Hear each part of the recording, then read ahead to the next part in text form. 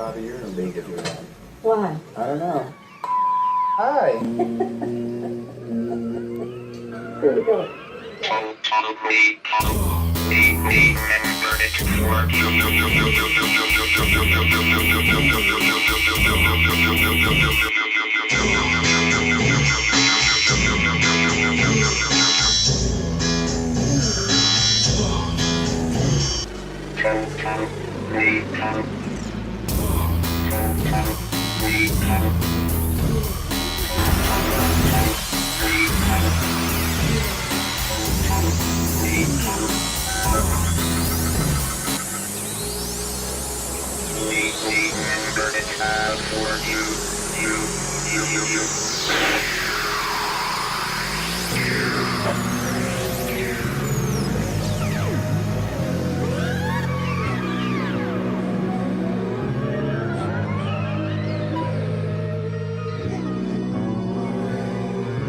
Like and subscribe. Please look. Well, if there's one thing we know for sure, he's not a vegetarian. Good evening, weirdos. Welcome to Total Recall. We are the show that remembers it for you. I am the Jethrobot. I am your host, and we're going to do something a little different with our opening tonight because I am going to discuss something very special with my brother about our growing up and experiences becoming big-time film nerds. So instead of bringing out my normal co-host, the Wizard, who will join us here shortly, I'm going to bring out Mr. Gravy, Split Gravy. Hello, Gravy. How are you doing? Hello, Jethrobot. I'm doing well, and yourself?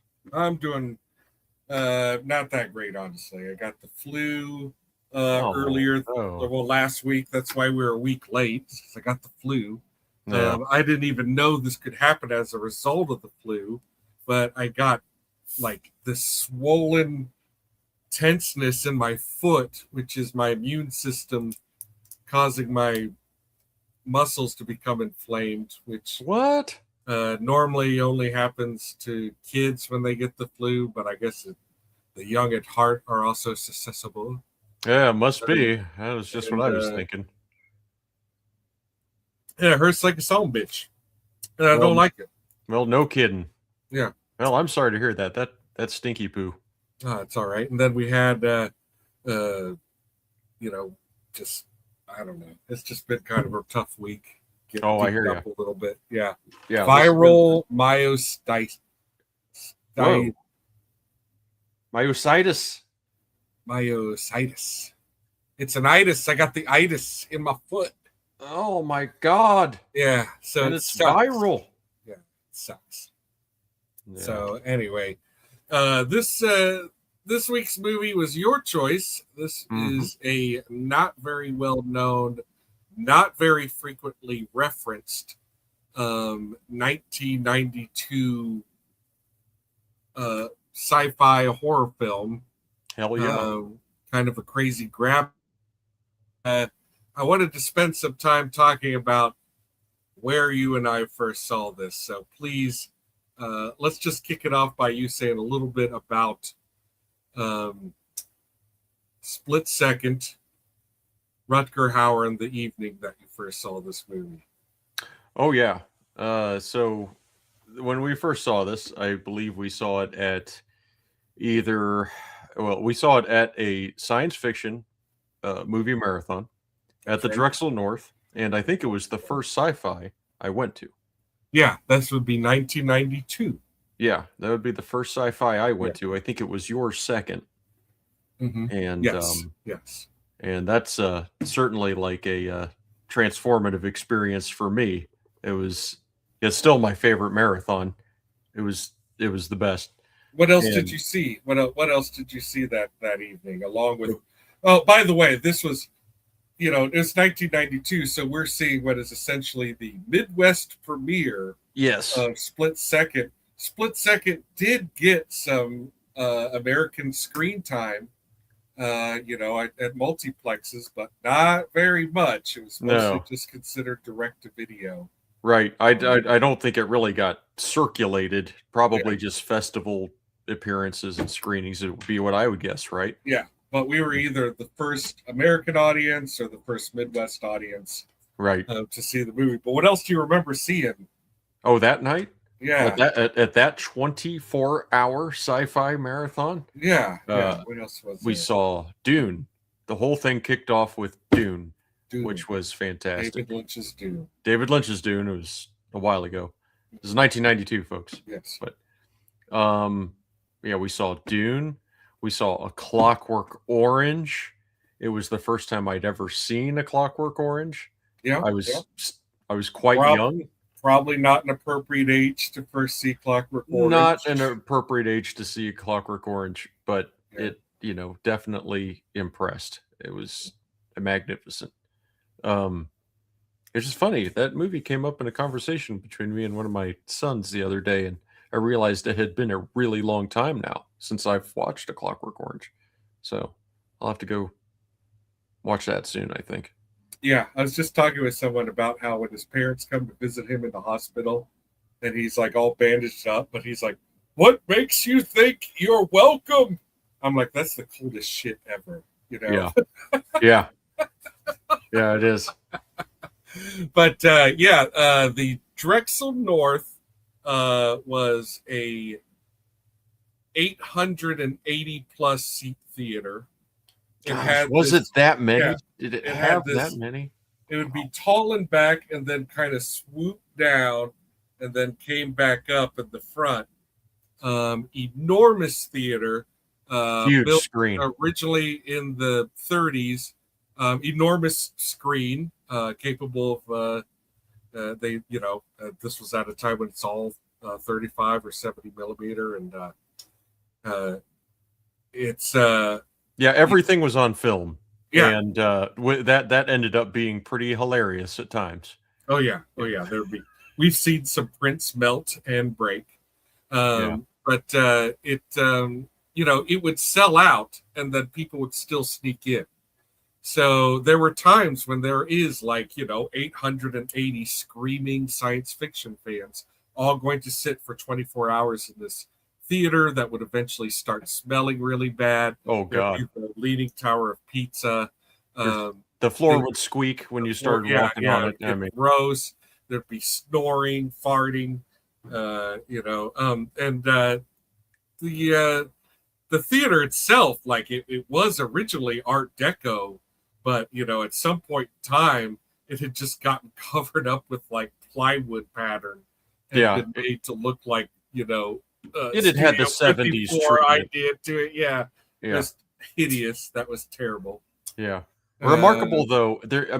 Seriously, there wasn't a bad seat in the house, really. And this is before what they call stadium seating now, where they really pitch the theaters and stuff. But it remarkably, it was incredibly well laid out. You could always see the screen, always. Yeah. The Drexel folks had success with they had kind of restored what I think was at the time that they acquired it, a pornography movie theater. And I think that may have also been what was going on with the Drexel North, but I don't really know because, my introduction to it was as the Drexel North, so I really don't know. But we spent so much time in that enormous theater. Sometimes we'd go and see stuff there, and we're just there's 4 or 5 people there, we're in the center of this enormous single screen theater, and that's the way that's the way theaters that's the way theaters used to be. If you were a town, you had 1 or 2 single screen theaters. If you were a city, then all your neighborhoods would have one. Yeah, and they'd be massive, like the Drexel North was, and absolutely, and which is a gym now. But there was on High Street up the ways, there was another one that was a dance studio for the longest time. When you know what Jimmy to look Rollins for, space, Yep. When you know what to look for with that kind of pattern along the roof, where stair steps, Yeah. You know, like that. When you look for that in large shotgun length and shape buildings, you'll start to realize what you're looking at is an old movie theater. Yeah. Yes, so many. And other listeners and guests might have heard us talk about Studio 35 before. And like Studio 35 is another perfect example. Single screen theater. It now has 2 or 3, believe it or not. They somehow built more screens. Yeah, that's they did some creative stuff there. But yeah, like in Studio 35 and the Drexel North were not far away from each other. You're talking like maybe a mile and a half as a crow flies or something. Yeah. That's how you do it. And like back in the original times when there wasn't air conditioning everywhere, you would go to the movie and it didn't matter if the movie had already started or whatever. You were just going to sit in the theater for hours and hours. Yeah. These marathons, the people who put it on, they were just labors of love. There were, costume contests. There were screaming contests. Some people's screams can really be incredible things. And there were trailer reels with stuff from drive-ins, and really old stuff that was just beat to shit. You couldn't believe that the projection was even going through with it. So it was a magical time, and it's fantastic. It was a formative time for us. And when Split Second came on, no one knew anything about it at all, except that Rutger Hauer was in it, and that was a big deal. And I remember, we were barely, in our youth, we were barely even aware of who Rutger Hauer was, so this was kind of our introduction to Rutger Hauer as well, Yeah. I honestly, I don't think I'd even seen Blade Runner yet. Yeah, there's a good chance. Yeah. Did we see Blade Runner at this marathon? I don't think so, but there's an archive somewhere. Yeah, and you could always find out stuff. I know what, besides Split Second, what the other big star of that marathon was. I didn't bring it up before. I'd be remiss not to. And we watched at what was at the time the most well restored print of Metropolis. Oh, that's right. Yeah, with the live organ. Piano. Yeah, live piano accompaniment. It played along. Yeah, it was pretty awesome. Yeah, and yes, Rutger is enough. Let's bring out the wizard now. We're going to start bringing out everyone real quick, at this point, because A, no one's heard of this movie anyway, so there's no point in asking everyone, do you even remember this movie? Because you don't. And B, we're running late, so let's just get the fucking movie on the fucking screen and shoot this fucker. The Wizard, how are you this evening? Fucking great. Oh, wonderful. Yeah. Fuck yeah. You know anything about this movie before this episode? I did not. Yeah, I didn't think so. Okay, let's bring out Bride of Birkenhead. Hi. A fun reference to the English actor in this movie and a great avatar as well. Thank you. I do want to feature very nice Gravy's avatar, but look at this handsome man with the big fucking gun. Wait till he starts using guns and smoking and drinking coffee. Total transformation. It's as if that is the only way to cope, Yeah. I mean, I think this movie helped reaffirm in my young mind that smoking and drinking coffee was a good life choice. It's certainly going to make you tough. That was my life for many years. Yeah. All right. Well, let's bring out Babs. Babs. Babs. Hello. You were a movie fan in 1992. I was. Things. Did Split Second register at any time in any way? Nope, not once. Right. I can't believe that. Outstanding. Nope, not once. I mean, I've got to say, there's a good chance this didn't show at a marathon I've never seen. That's really what it's about. So yeah. Okay. If we hadn't seen this at the Midwest premiere at the marathon, this would have been a title that we would have seen sitting on the shelves at North Campus Video and walked by a million times and thought, maybe.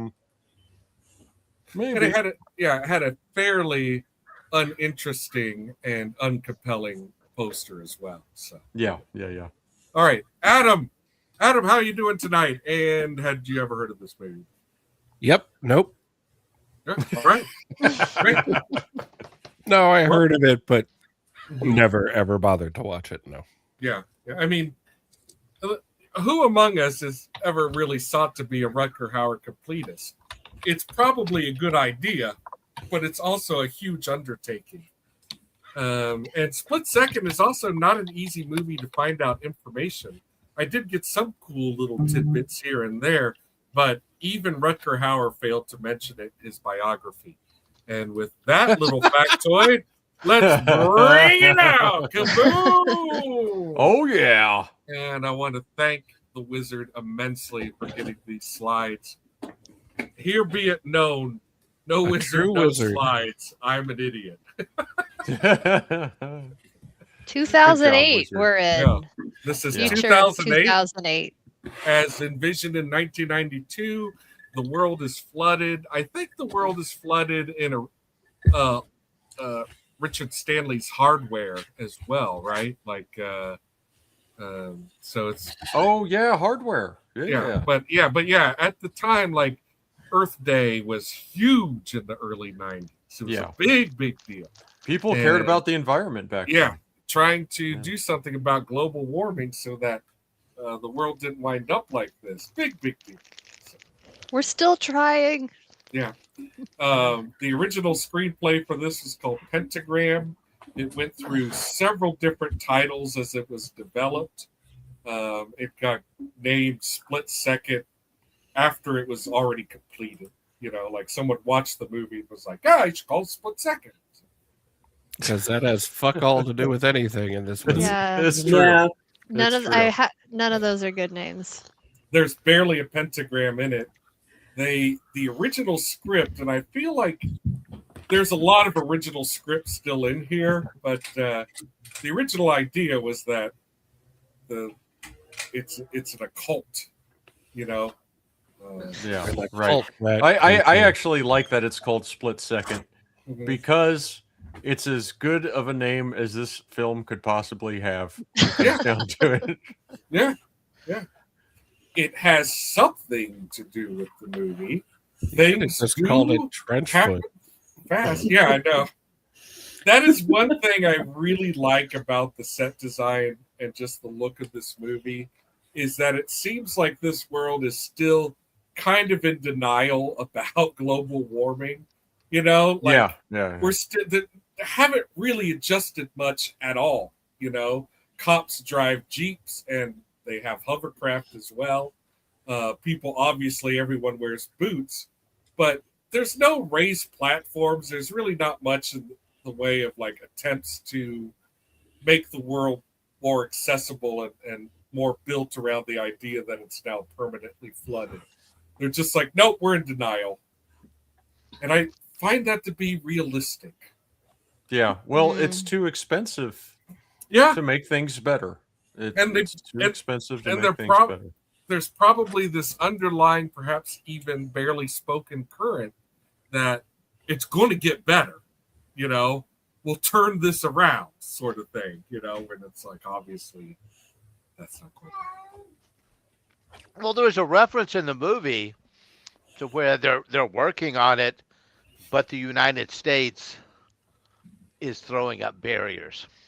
Yeah, that's right. They do bring that up, and that's also sadly prophetic. A little real. Yeah. Yep, getting real with it. That sounds like a you problem. A U.S. problem. An EU problem. EU Ew. No Brexit, fuckers. If only we had started strip mining lithium batteries sooner. Yeah. Mm-hmm. And there's our boy. Yeah, there he is. He's cool. He's bad. He's crazy. He's He's overcaffeinated. He's smoking constantly. He is totally overcaffeinated. He's constantly drinking coffee. He claims that it's been days since he slept, you know, which thank God coffee doesn't actually work that way. But Man, I'm Anxiety There's- does, though. yeah, anxiety will do it. Anxiety will do it, and he runs on anxiety, coffee, and cigarettes. And these Man, little chocolates. chocolates. He loves these fun little Yeah, he chewy just loves chocolate eating things. chocolate. This good chocolate has caffeine. It tracks. Yeah. This guy is what's his name from the band What's Its Face? I don't know. As soon as we meet the detective, he like insults this dog to his face, which typically I'm not on board with, but it really cracked me up. It was pretty funny. It's just so out of nowhere. The dog is just like, what did I do? Yeah, he's rude to everyone. You know. Yeah. He's I not. I always really like how it. Sometimes you see '90s movies. Whenever you see the future in an early '90s film, it looks like 1983, the mid '80s. Yeah. It's like in the future we're going back to the mid '80s, which I think would be awesome. It does kind of look like either RoboCop or the Terminator could be in this club. Yeah, I'd go hang out at that club. Yeah, Rob Wise. You know, he might be in there somewhere. I'd buy that for $1. Way to just stare at her, dude. They should be selling dry socks, not drinks. Right? You'd think that would be the big draw. They're like, hey, we've built some platforms above the water. Come on in. You know, Come stand on our pallets. Yeah. No AC, but we got a raised floor. No, you don't need AC in this world. You know, think about how nasty everyone's testicles are in this movie. Oh no, no! Why would I want to do that? Not everyone's, not the ladies. Right. Well, they get swampy too, I'm sure. Well, not our testicles. Not your testicles. Well, I gotta tell you, because I'm just gonna bring it up and say it. I'm gonna be ducking out early from this. Look, episode white tonight. nipples. Yay! Silver nipples. We finally saw white nipples. Silver bells. Yeah, gruesome murder scene. I got my last stream shut down for less than that. So yeah, I know. Isn't that crazy? Keep your eyes open on the YouTube. Okay, good idea. Gonna get shut her down. Well, I was gonna say I'm gonna be dipping out early tonight because I got a lot of stuff to do. You're gonna be in Paris. Trip. Yeah, well, I'm gonna be flying into Paris, so I'm not gonna be hanging out in Paris. But yeah, I'm just getting. I would like to go to the hotel. Yeah, I'm just getting a connecting flight. I love his gun. It's a hell of a gun. But I can't tell you. I can't tell you how fun it is to watch a singular premiere type movie situation like this with a marathon crowd. It's super fun. They were cheering, and it was almost like the movie sometimes responded to their cheering, like with the constant bringing up of needing bigger guns. Like the audience went nuts the first time he says it, like, we need bigger guns. And he's like, yes, bigger guns. And the crowd is going nuts for it. Oh yeah, we were all screaming. And then the movie says it like over and over again. Yeah. Well, the boobies got a lot of cheers too. Oh yes. Yeah. As usually was with that crowd. I remember going to a marathon with my oldest nephew and being a little worried because Life Force was on the ticket. Oh yeah. And I was like, I don't want this crowd hooting and hollering about naked ladies in front of my nephew.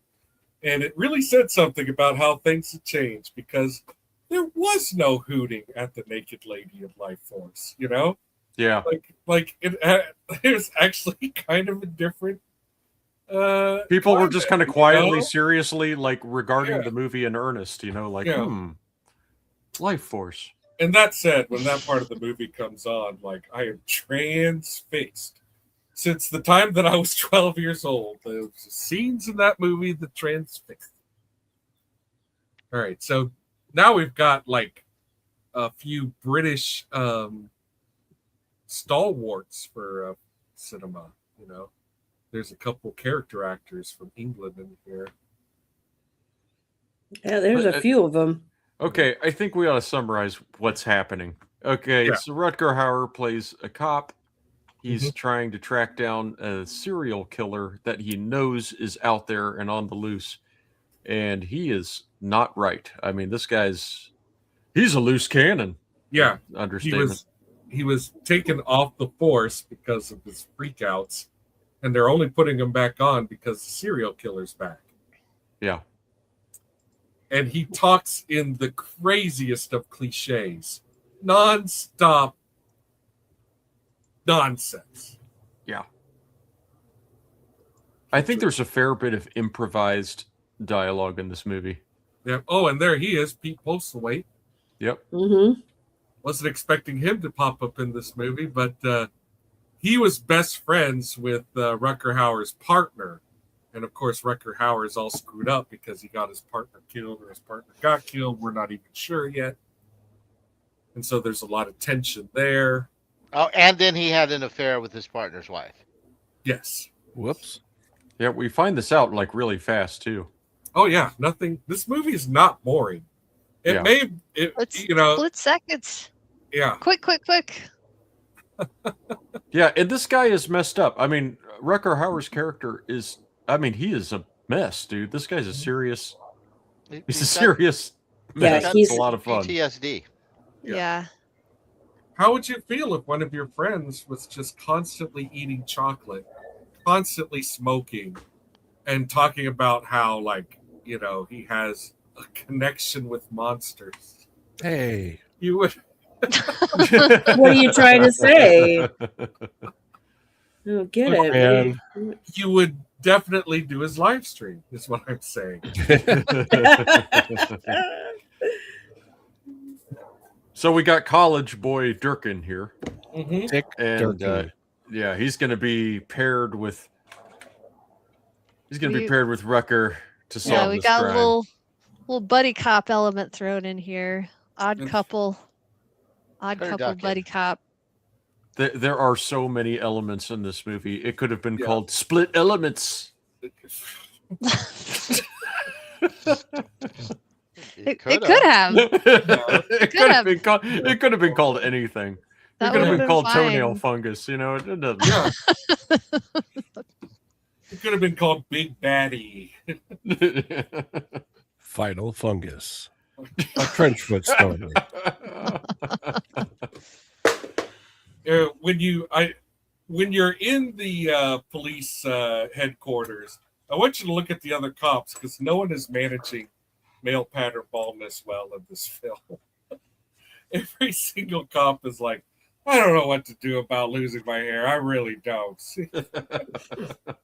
Well, everybody's like super stressed. Mm-hmm.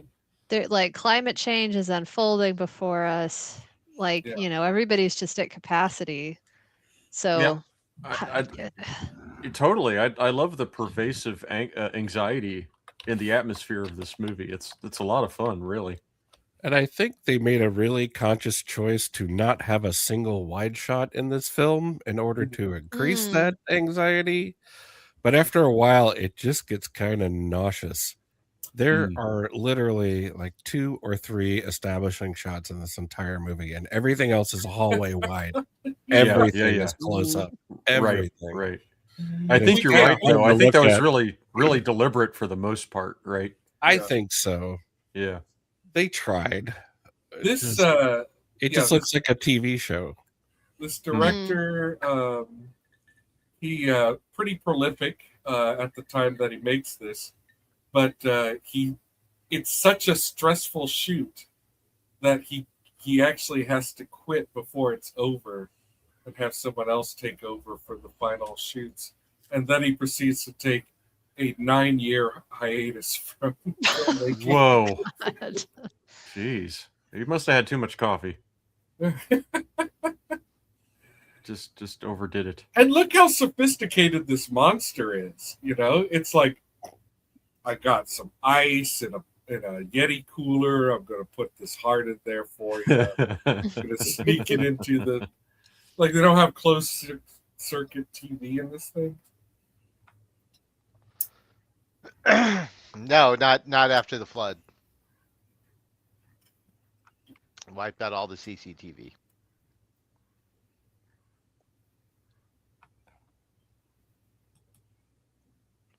How many combat jumps?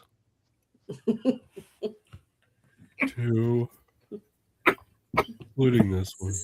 Simulated?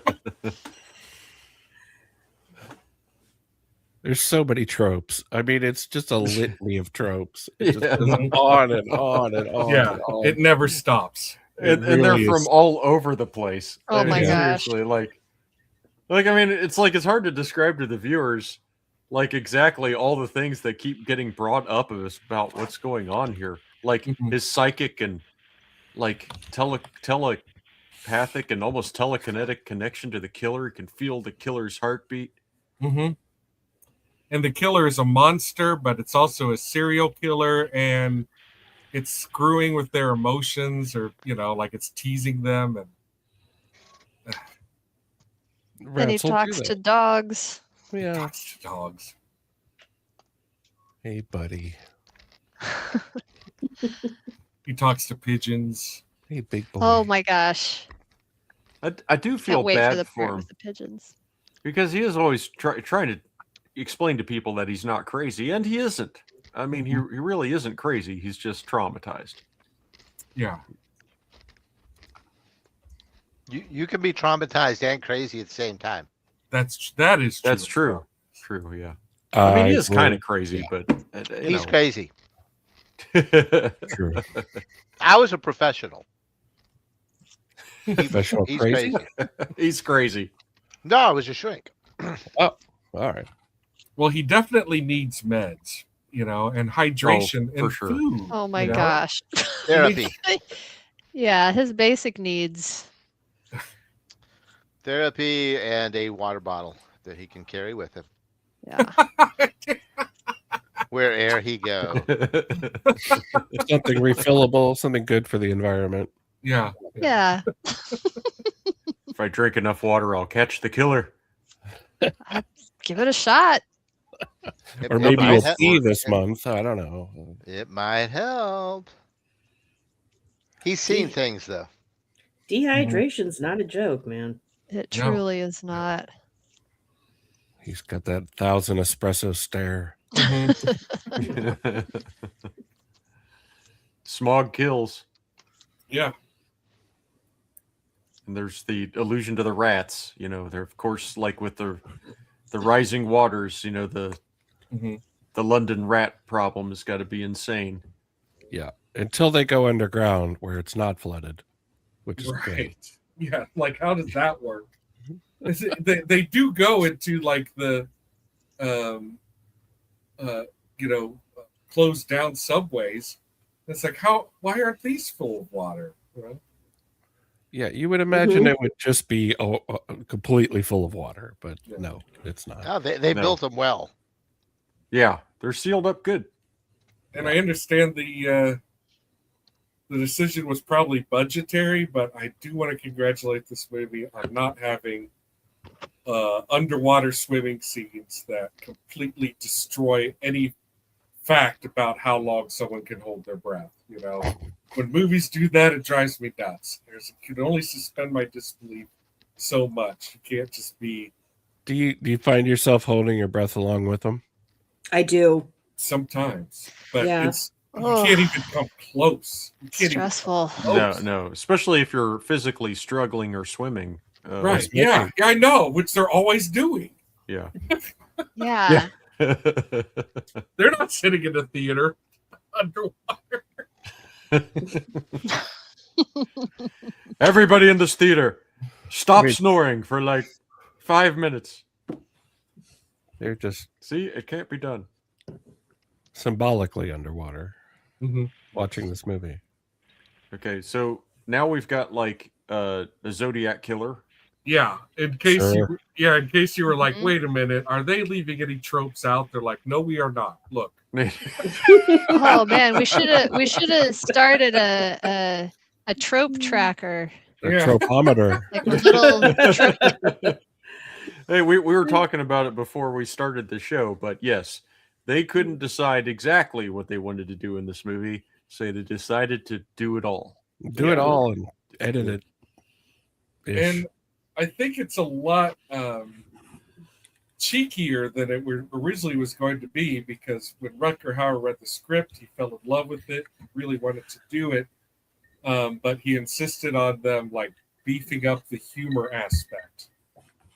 So it does seem like really schizophrenic, and that's one of the ways is that it's like it's screwball practically, but also gory, super gory. Yeah. And dark as shit, like everything they tell you about this monster killer is weird and unsettling, Yeah. The idea that it like picks up DNA of anyone it kills, and it has rat DNA in it.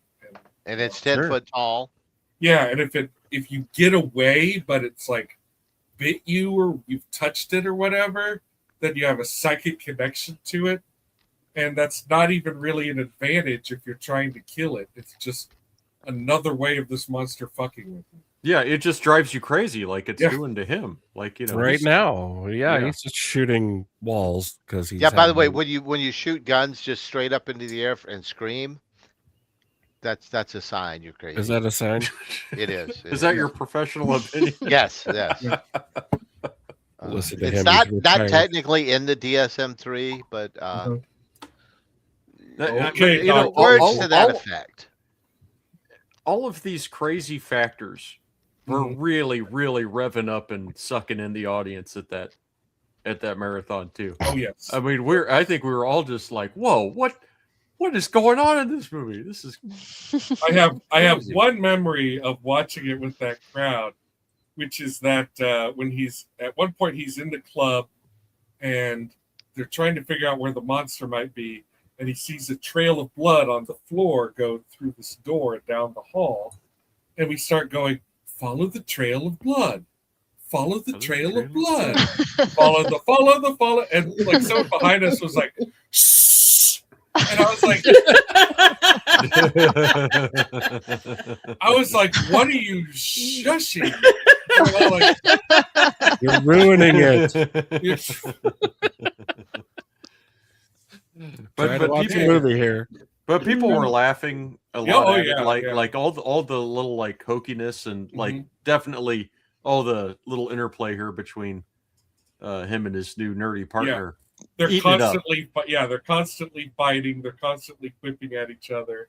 And this movie also, here's another trope that I love when like cheesy cop movies do, is they're having a conversation or walking around doing stuff, and then he just inexplicably pops into the shooting range for like a single round of target practice, and then leaving just as quickly as arriving. This is as good as therapy. Yeah. In the movie Cobra with Sylvester Stallone, the layout of the police station is so baffling that it appears the shooting range is like on the third or fourth floor, just down the hall from the sergeant's office. It makes no sense at all. I love it.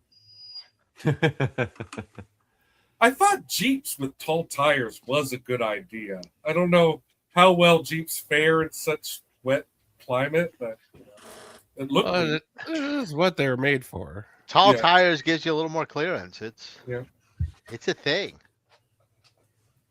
Hey, it's Kim Cattrall. It's Here Kim we have Total Cattrall. Recall Tracy again. Lowe, who you might recognize from Mannequin. I do like her wig. I don't know if that's her wig or if that's really her hair, wig. because it's the same exact haircut as Star Trek, and that was the same year. She just kept it. She just kept it. Wow. Yeah. But they did the cool like skater shave on the side of her head. Yeah, which I really Yeah. Because It's it's super the cool. future. Yeah. The distant future. Now, I know we all love Rutger Hauer, and I'm glad he made this movie. They had a good time. But doesn't it seem like she's slumming it up? Like she's it's like if anyone in this movie is doing the dregs, it's poor Kim here. Here's a conversation She's traumatized with Kim Cattrall. Yeah, okay. One tit, fine. Both, it's going to be another $5,000. Yeah, she could not care less about this. I didn't even notice that it was just a single. I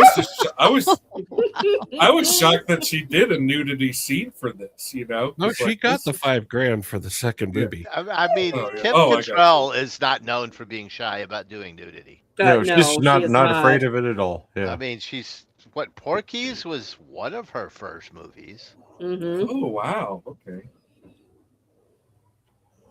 Well, Porky's is like the ultimate nudity movie. Oh no, shit! She was Porky's was number 5 for her. Oh wow. So yeah, she's part of like trying to bring a name to this movie. This movie cost $7 million to make. It grossed $5 million. So whoops. Oh dang! I feel bad for him. Yeah, kind of. It's not a very good script, No, the movie's got a lot of flaws to it. It's got a lot of problems, but I just hate to see I don't know, a lot of work and a lot of hard work to make what is actually like kind of a fun movie, even if it's not very good. I imagine this is probably one of the worst productions to be on set for ever. It broke the director. I mean, look at this thing. It looks like it would just make you insane. It looks like it's made out of frustration and yeah, it does look like a hot mess. Yeah, it does. The movie is a hot mess, really, when you think about it. Yeah, everything about it. His apartment is the perfect metaphor for this film's production. Yeah, I am thrilled to be in here because we do have some great pigeon cameos. Pigeons pop up around, and he talks about how he can't kill the pigeons. It's the only time you see him smiling is when he's hanging out with Kim Cattrall.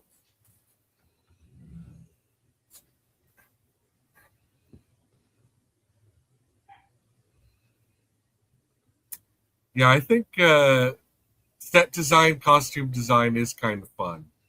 It's okay. All of it's pretty derivative. It's all like everything else. It's just cobbled together from other things before it, and it's very uninspired. That's a good word for it.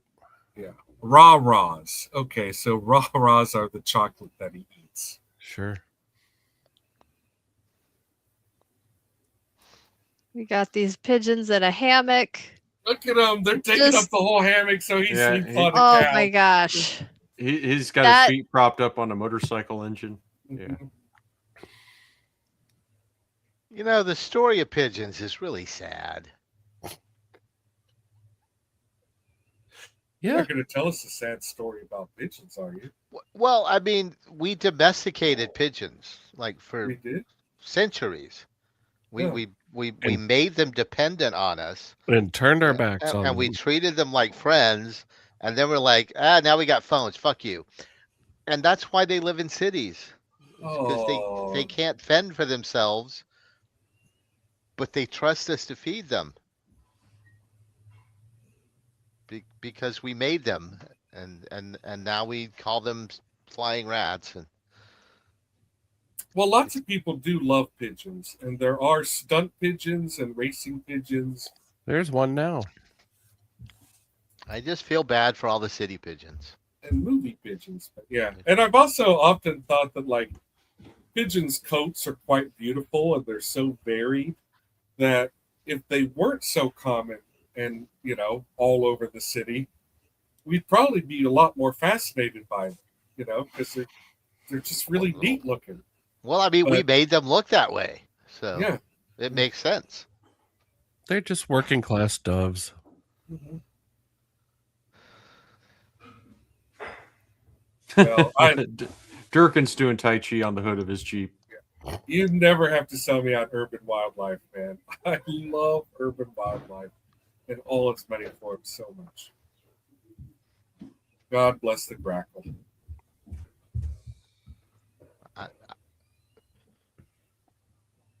I have feelings with grackles. It's a hard relationship. They're jerks. They are. They're the absolute punks of the urban bird world, man. They are. They're I am punks. happy that They pick fights with other birds, you know. Like yeah, they just take their food. They're like, nope, scat, it's mine. Get out of here. They're not the only birds that do that. Yeah. They're better than seagulls.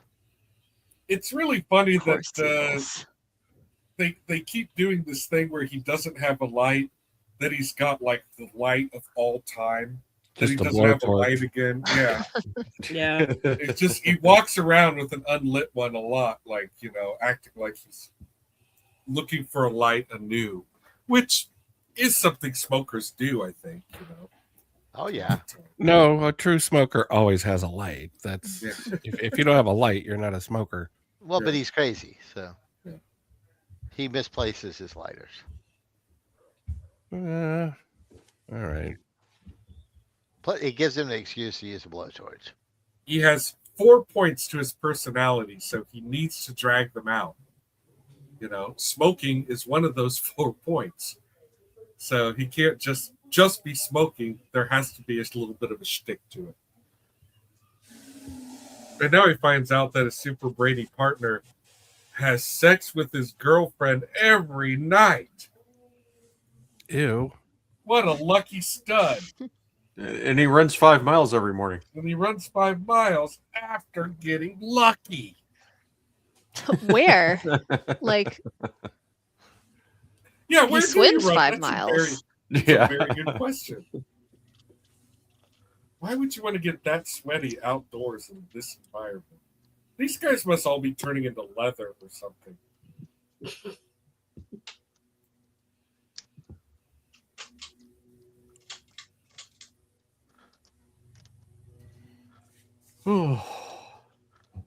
So there's more of this, like, just this is character building. Is ridiculous banter here.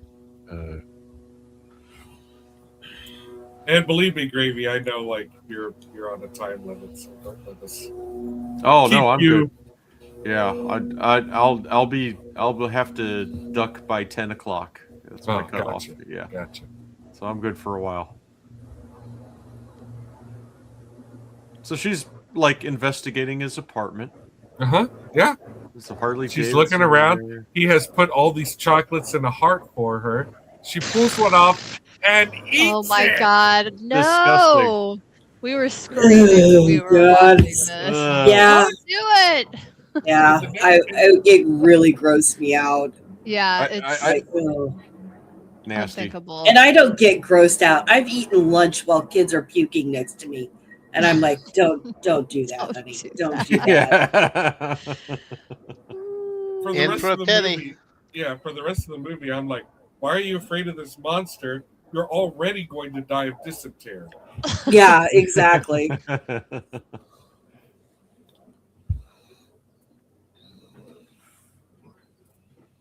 I think even at the marathon, even the marathon crowd was kind of like, ugh. Yeah, sure. Yeah, it's disgusting. I'd probably do it. Ah.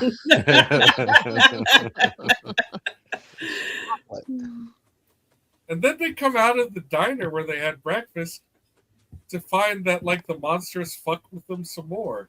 And it does seem like the monster just loves fucking with them. You know, that's all it wants to do is, like, just, you know, keep stringing them along, you know. We're heading into a long section of this movie where it's just running in and out of his apartment. Yeah. They're going to do it 5 or 6 times. They're going to run up and run down and run up and run down. Mm-hmm.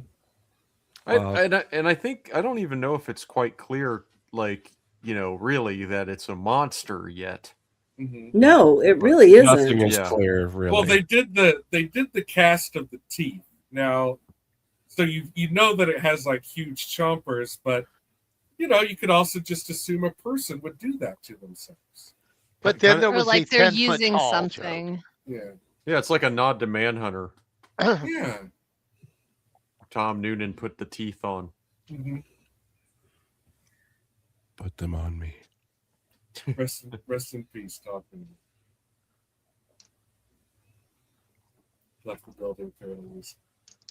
I did a recall of Michael Mann's Manhunter not too long ago. So good. It is good. I really good. like it. Yeah, I like it.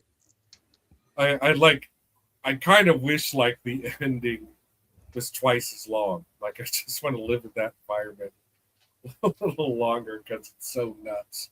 Yeah. But in any case, he got those tattoos painted on him. Hi, Miss Cattrall. Hello.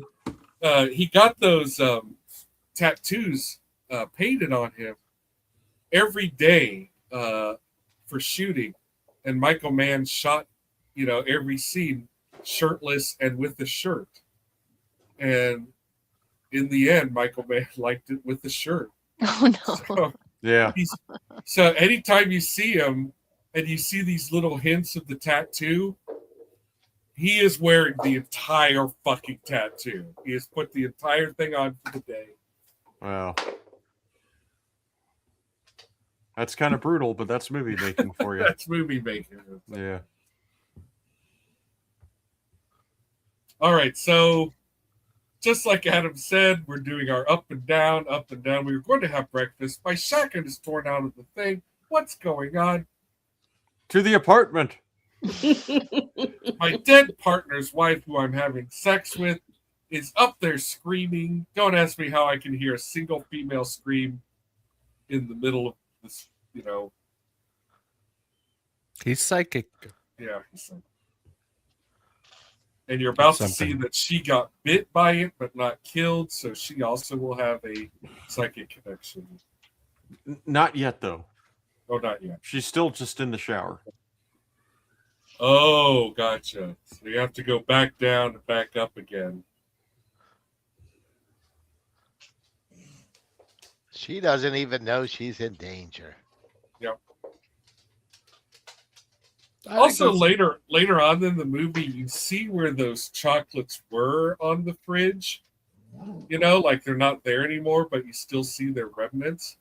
So I've been wondering, like, did someone eat them all, or are they all just like sitting on the floor there in front of the fridge? She ate them. All of them. Yes, because he left them for her. I mean, there were a bunch. It's a lot. Yeah, it's a lot. She was of hungry rah-rahs. from all that sex. Well, I thought he just passed out. I don't know. I didn't say with him. No. whoa. The pigeon.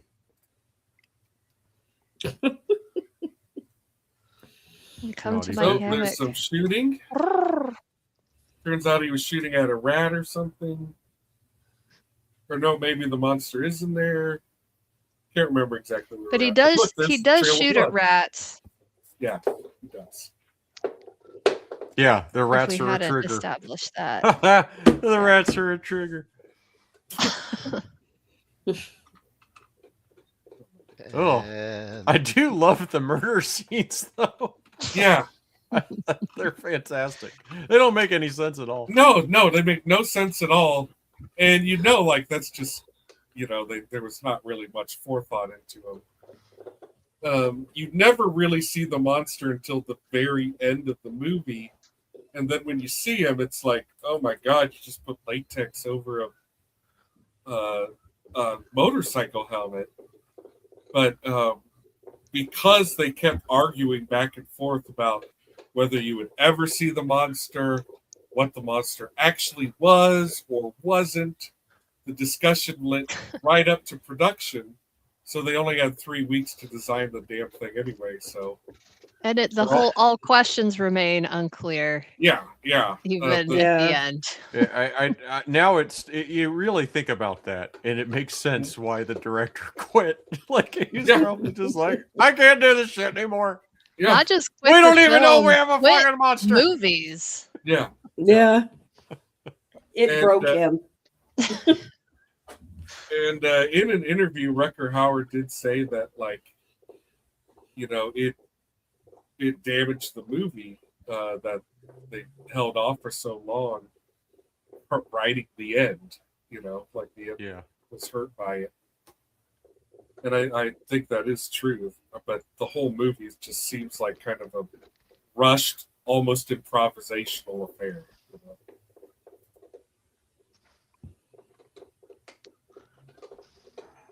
It is never clear what the monster is. I guess in the original screenplay, it was going to be Satan. And they do speak of the monster as if it were Satan in a couple scenes. Yeah, that's in there. Yeah, it's in there a little bit. But there's going to be a lot more cult, and the fact that people rose Satan on purpose in order to beat this crazy killer.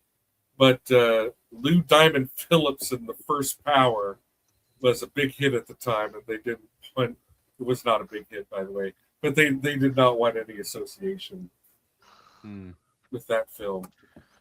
So yeah, they didn't want to be perceived as derivative of no. Nobody Any wants other movie, but not that one. Yeah. Nobody wants anything to do with Lou Diamond Phillips. Yeah. Ouch. It's rough. He knows what he did. Not even Mrs. Diamond Phillips wants anything to do with it. Mrs. Diamond Phillips. So he's got a big crazy scar on his arm. Mm-hmm. Think about that water everywhere, man. That would suck so bad. Just working on a movie where you're constantly having to just re-wet everything. Oh, she got bit by the monster, by the way. Yeah, clean through her shoulder. Yeah. Like a deep one. Yeah. This was just a 3-week-long shoot or something like that. It was a very, very quick shoot. That was to fit into Rutger Hauer's schedule. He really wanted to do the movie. They wanted him, so they crammed it in there. Wow, man, 3 weeks. Something like that. Oh, Lord. That might be exaggerating a little bit, but I noticed that it did wrap on my birthday in 1991. Oh. Whoa. That was the last day of shooting. And then did he go do Buffy the Vampire Slayer? Yeah, I mean, the man's schedule It was released at this time in his the life. same year. Yeah. 1992. He was relentless. He was relentless. He was always Dang. making a movie. Dang. He was a wild man. I mean, why not? He This was is on all after- that coffee. This is after The Hitcher, isn't it? Oh, yeah. Oh, yeah. Mm-hmm. Yeah. That's a good one. Yeah. It just looks so cheap. Oh. Yeah, in the one little blurb I could find where he talks about it, because like I said, he didn't mention it in his autobiography, but he did say that it just, there just wasn't a lot of focus.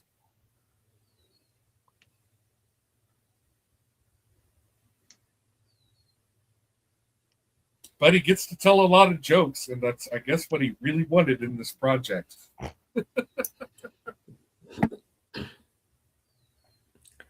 I said, I'll do it if you can write me in a lot of funny one-liners. Can I ever? How would you like to speak exclusively in them? I'm in.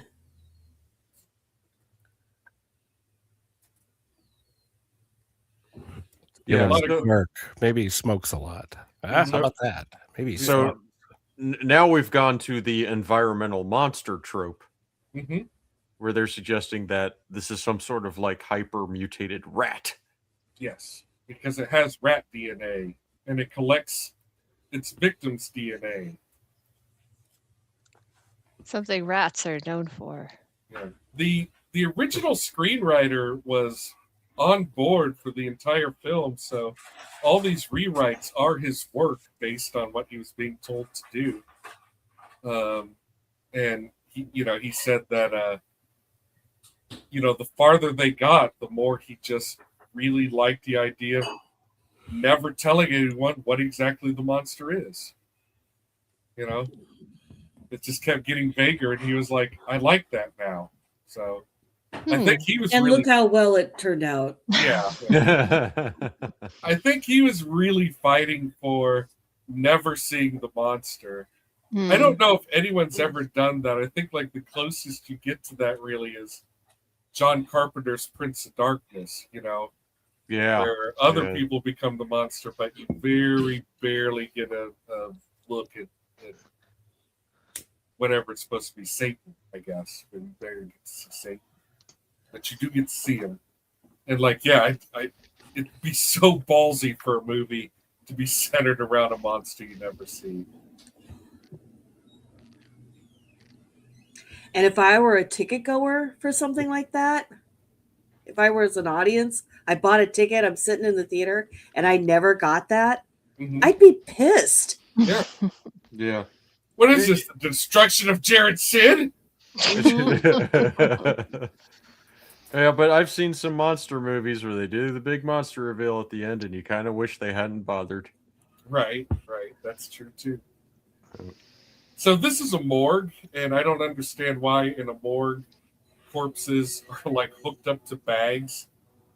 Like, I mean, they're dead. That's not something that would happen. They're dead. No. You're not. There's no IV bags and drip shits and whatnot. Maybe that's how they do embalming in the future. Just switch you don't one embalm bag out people at the morgue. You take them somewhere else. Yep. Okay, Wizard, you're thinking entirely too much for this movie. Well, that one got me. Like, I ruminated on it for a while. Yeah. Oh boy. Well, did you come up with anything? Why suspended do they in the have room. bags? It looks cool. Ah. That's what I decided. And now we find out that the monster can dance upon drop ceilings.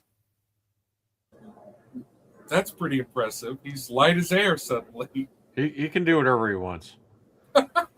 Maybe it was a storage issue. Maybe they needed the space and vertical was, I don't know. Could you describe the ruckus, sir? It was a big marine helicopter flying past. That was my ruckus. It was my suspended ceiling joke. Oh, sorry.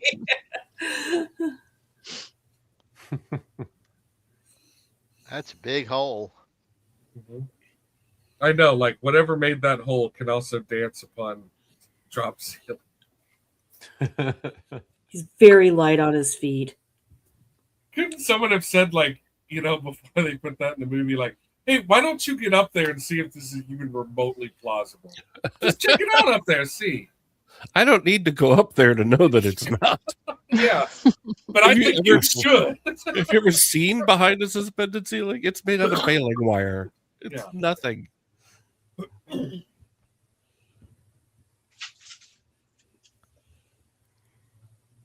We're now seeing the transformation of the nerd detective into the hard-boiled, chocolate-eating, coffee-drinking, paranoid. And before you know it, he'll need pigeons around him to have sex. Oh, maybe that's part of your psychic. The last step. Maybe that's part of your psychic connection with this rat monster. Because it makes you want sugar and stimulants all the time. Don't rats like sugar? I don't know. Brundle rat.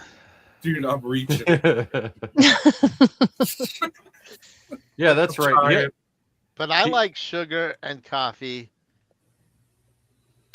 and smoke a lot. You could be the rat boy. I perhaps I am. I never knew. Oh, that's a movie. Rat Boy. Rat Boy's a movie. Rat Boy is a movie. You definitely described something that exists by name. Yay. Moving on. Yeah. So this thing is This thing is a Gatlin shotgun, is basically what they're suggesting. It's an assault Yeah. shotgun. An assault And the shotgun. sound it makes has nothing to do with shotguns or automatics. Right, yeah. It's like a 40-watt pulse rifle in the Mhm. plasma rifle, pulse rifle range, plasma. Only what you see, pal. Only what you Plasma see on the rifle shelf, in the pal. 40-watt range. Well, really appropriate for this movie then. Yeah, the sound it makes is ridiculous. It's the only ridiculous thing in this film. It's like a G.I. Joe gun sound effect, like the cartoon. Like it's pew, pew, pew, pew, pew, pew. It's my little sound effect. I like your little sound effect. Thanks, buddy.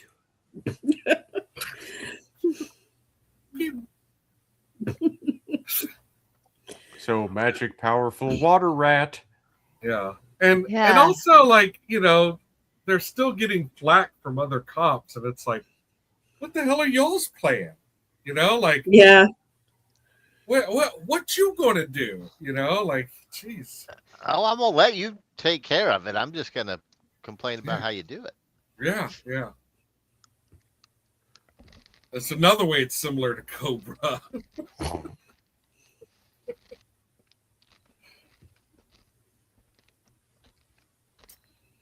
When I was like looking into like people's takes on this, it frequently gets Predator grouped in there, but I have to disagree that I don't find it specifically Predator derivative. No. It's not sweaty enough. Like the dampness is from climate change, Yes. Yeah. not sweat. Yeah. It's just testosterone leaking out of their skins. Oh my god. So sweaty. Well, Rutger is sweating tobacco juice and chocolate.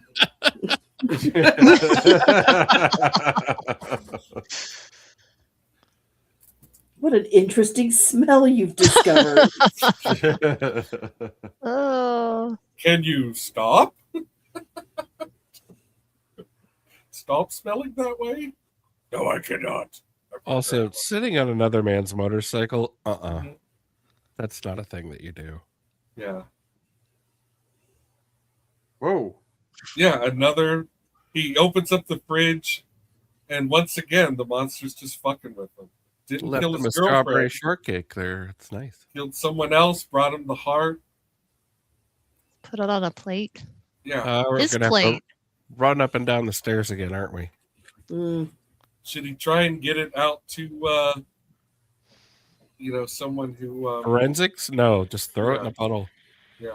Right out the window. Should we bury it because it is a human being now? Nope. You get to wash down the gun. No, she's in the bathroom again. Yep. She's still showering. Well, she's She's- freaking out because she touched it. Now she has a psychic connection to. Yeah, by it, you mean Rutger Hauer's stuff. Yeah. I wonder about that sometimes. Like, how bad is it for these actresses when they get stuck with someone like Klaus Kinski and they have to do take after take of like open mouth kissing? You know, like, it's just gotta fucking suck, man. Unless Klaus Kinski is like low key an incredible kisser, who knows? Oh, I bet Klaus is all right. I don't know. yeah, Klaus Kinski and considerate Nope. lover don't really go together in my head. No. He definitely seems more along the lines of I would just push my face into your mouth. He's the I got mine crowd, I think. Yes, I got it. Oh no, it's even worse. An evening with Klaus Kinski is going to end in trauma. Yeah. For whoever it is, male, female, coworker, pigeons. Yeah, it's got to be Wow. tough falling in love with like Uno Kier, and then you're gonna have sex with him. He still looks like Uno Kier. Like, man, that's got to be tough. Yeah. Well, thank you for that thought. Jesus. Call me father. I must do always talk about mother. Who is your father? No, Johnny, let me explain. God. R.I.P. Udo Kier. Yeah, rest in peace. This time. One of the Did weird you things. ever see The Kingdom, Uh, the TV No, show? no, the Lars von Trier. Yes. I've never seen it. No. Where at one point Udo Kier plays a baby, Oh, Whoa. a demonic baby with Udo Kier's head. wow. Oh no! Oh, no, no, no. Oh man, I got to see that. Oh, you do. It's fucking brilliant. I don't think I like where this podcast is going. That digression was. Yeah, that's something else. Kim's Now- like, oh, I could just put this in my mouth and be out of this movie. Right? I know, like, I don't have to tell you anything about, gun safety. Just as soon as I leave, cock it, put your finger on the trigger, and sit there for a while. Yeah. But Wait what for I weird love noises. about what's about to happen, I don't know if we're going to get a good slide of it, but as they're like gone back downstairs, left the apartment again, she's in the apartment alone, and this killer who just loves a little spoof and goof so much is hiding in the couch. In the couch. First he's dancing in the ceiling, now he's like Yeah, I was about to say, like, if a drop ceiling can't stop him, Yeah. what's a couch gonna do? Yeah, and now he's like sneaking in like he's fucking Frank Reynolds on It's Always Sunny.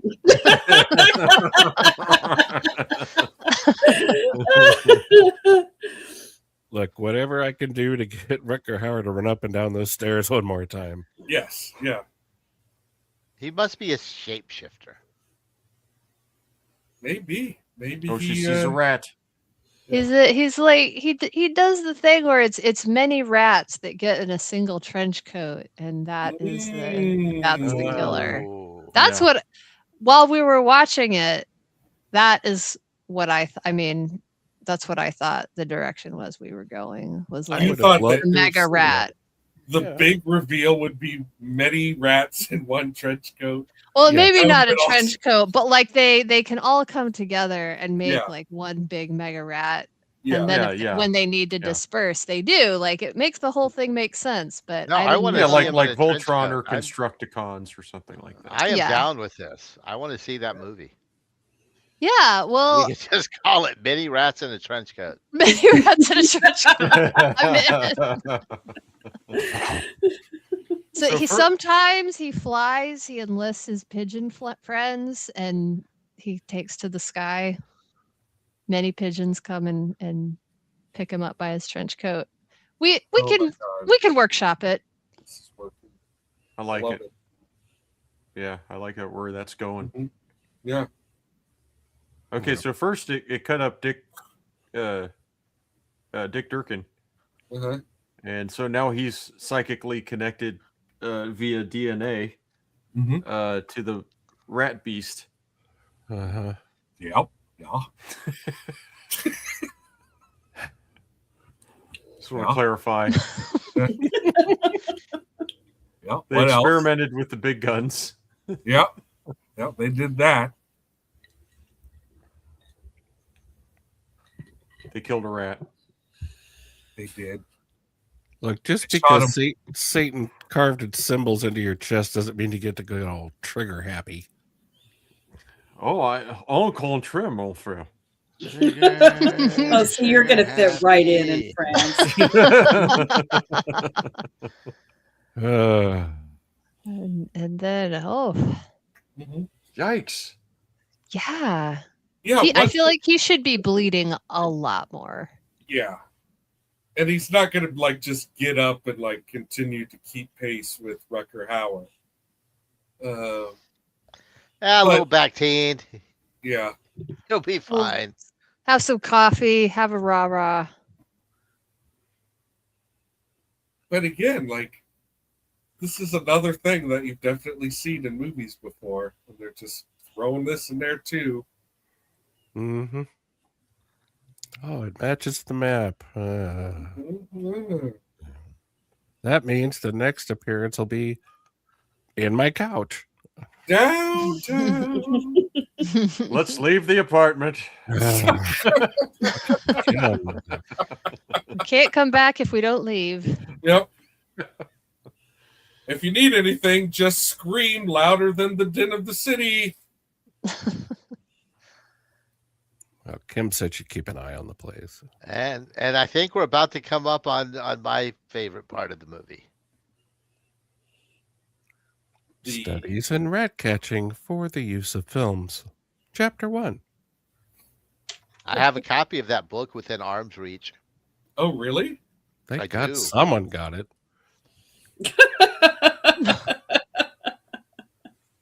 There he is. Michael J. Pollard. Oh, Reason Lord. enough to watch any film.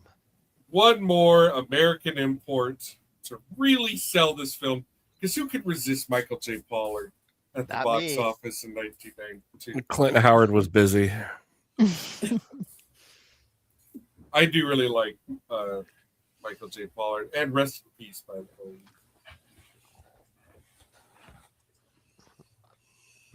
I can tell you my first two Michael J. Pollard experiences. Only Is Bonnie your and first- Clyde. Safe for YouTube or Bonnie and Clyde Mhm. and Star Trek. Yeah.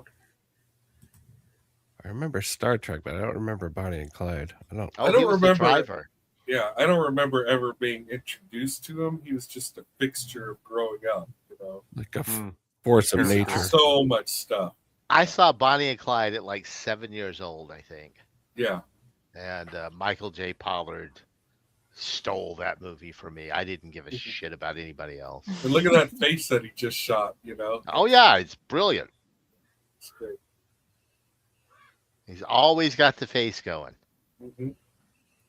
Well, that's how it is for certain character actors, you know, like they got the face.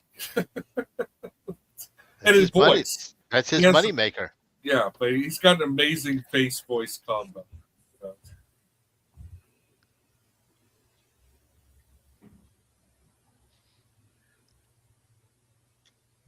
He also had a memorable appearance as in the Andy Griffith Show. Really? Oh, wow. So what's happening in the storyline that they're interacting with him is he is like the king of killing rats and I guess exploring catacombs for lucrative items. And there's a portion of the subway that you would never want to go into because it's just super dangerous. But that's where they're going to go because that's where their psychic connection with the killers telling them to go.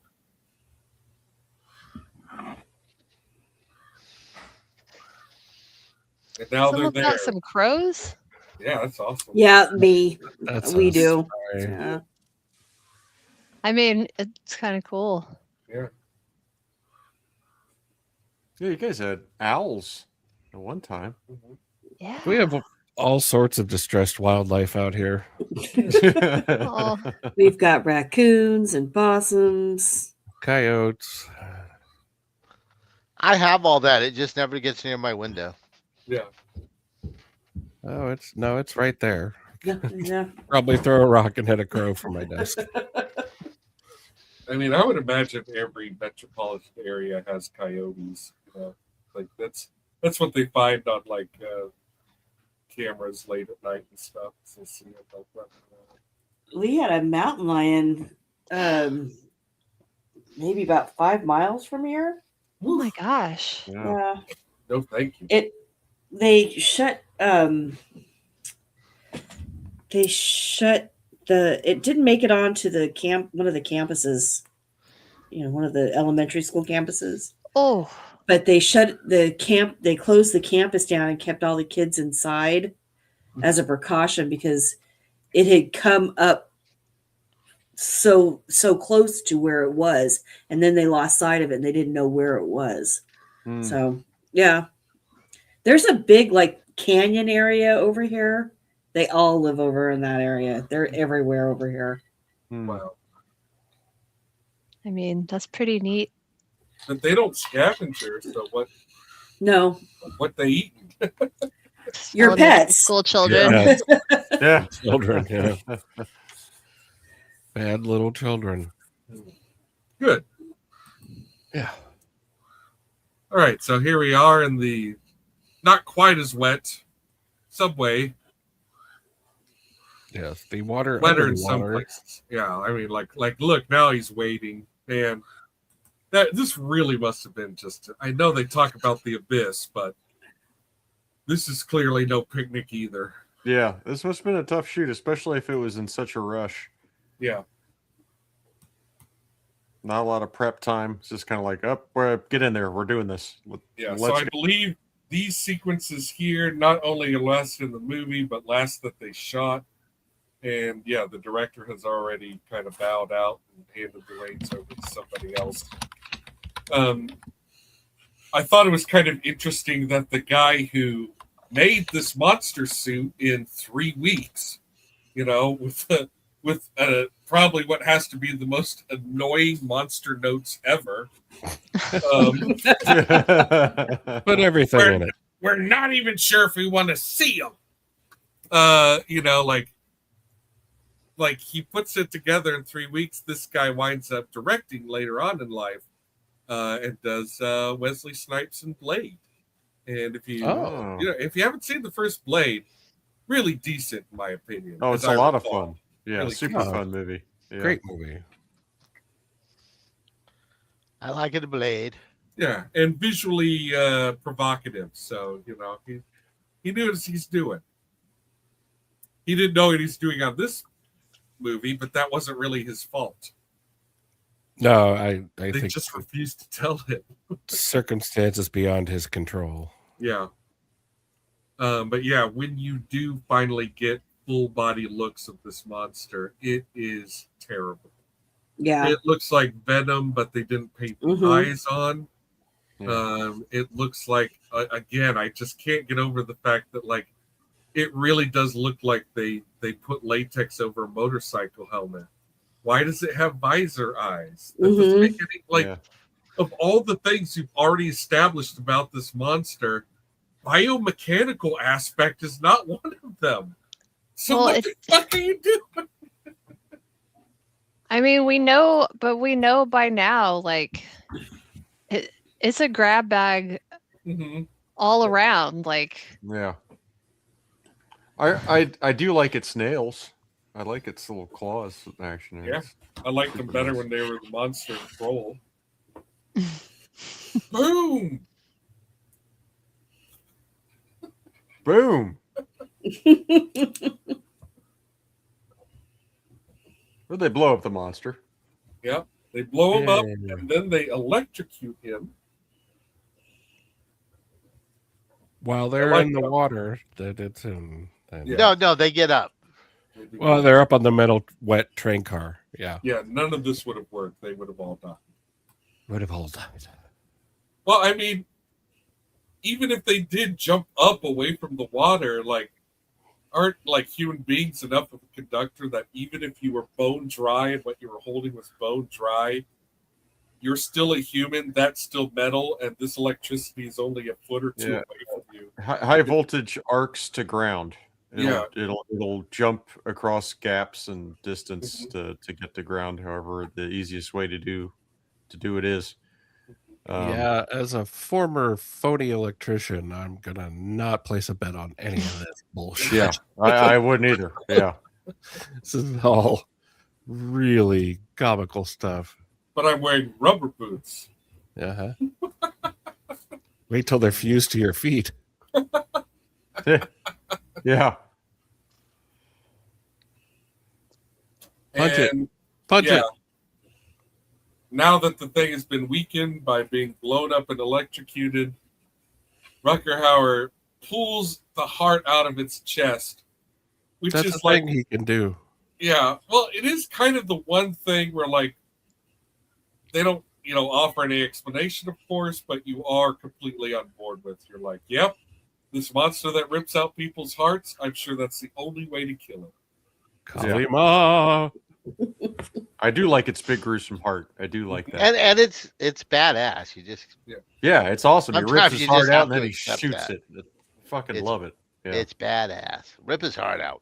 Yeah, rip his heart out, Rutger. And of Like course, in, the like crowd, in Bloodsport. the crowd went nuts when this happened too. Oh yeah, Absolutely went nuts. The Well, crowd at the marathon was going crazy throughout This whole movie. the It whole was movie, just- the whole thing. Yeah, it was a big riot. Everyone had a great time, and it's a perfect movie for that environment. It is. Yeah, it really is. Everyone's- Especially since it's so frenetic and like just like all over the place. That There's is the a- perfect environment for this movie. Yeah, there's Yeah. a lot of movies Oh. that I only saw once in my life, and it was at a marathon, and it was usually one of these premieres. Like they did the premiere of Albert Pyun's Nights, and the bodybuilder who's the star of that movie was there, and Peter DeLuise in Children of the Night. I have seen Ticks. Oh yeah. Since yeah. it was, because Ticks is actually a pretty decent movie, but I've never rewatched The Mosquito or The Refrigerator. Oh, yeah. Oh, the refrigerator. What about the borrower? Mosquitoes. I thought of that one a few times. Next October, I might pick The Borrower because something tells me that movie is pretty fucking wild. I'd watch the refrigerator again. That movie was nuts. We thought it was fun. Yeah, I remember everyone liked it. Same with Mosquitoes. Like everyone liked Mosquitoes. The mosquitoes themselves looked cheap as shit. Though. Yeah, really. Like, man. Oh, or There's Nothing Out There. Remember that? Oh yeah. That was fun. That's a fun one. But yeah, Ticks. Oh, that's gruesome. The Ticks look amazing. Yeah, there's great practical effects in Ticks, and it does hold up. I've revisited that one, so I can tell you, it's fun. Laura's noticed Pumpkinhead's seen it. Several times. Enjoy it very much. Oh, I Just hate noticed Ticks. that Lois Burwell was a makeup artist on this. Oh my god. All So, right. so did y'all catch the thing at the end where there was another monster? Yeah. Yeah, Oh. it's Yeah, there's no sequel happening to this one, kids. Sorry. No split No. second too. Split No. Not too- seconds. It's not Yeah. too Split late. third. Second split second. in the time Split between- second 2, back for more. in the time between Back to the apartment.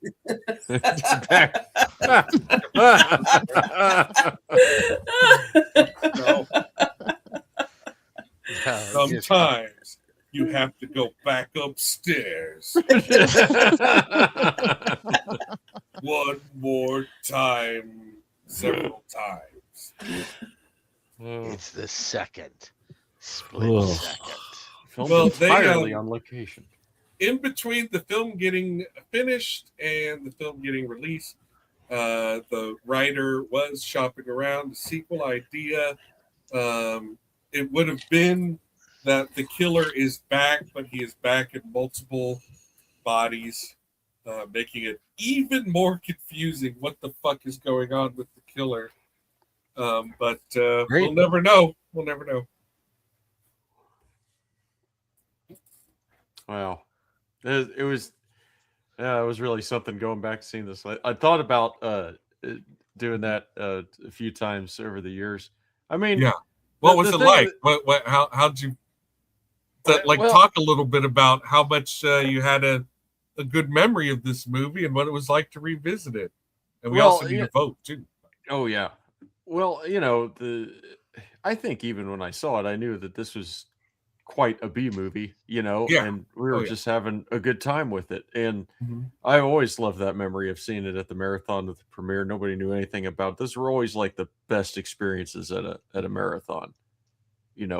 Watching a movie, nobody'd seen it, and it was a lot of fun.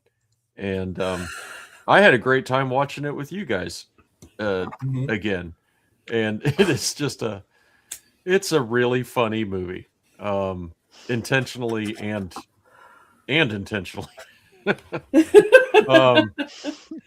You know, a movie that's not very good can still be a lot of fun, and Yeah. I think Split Second is one of those movies. It's not very good. No. It's a big hot mess, but it's Yeah. such a hot mess. Mhm. It's such a hot mess that you can have a lot of fun watching this with some friends and just be like, what the hell's going on here? Yeah. You know. Yeah. But of course I'm always going to have affection for it, for that experience that we had. I really have to go back and revisit it. This is a tough one. I'm a little on the fence in that regard. I don't know if I'll watch it again, but I had a whole lot of fun watching it with you guys, and Oh yeah. and I would watch it with some friends again for sure. So I think all in all, I give it my yes.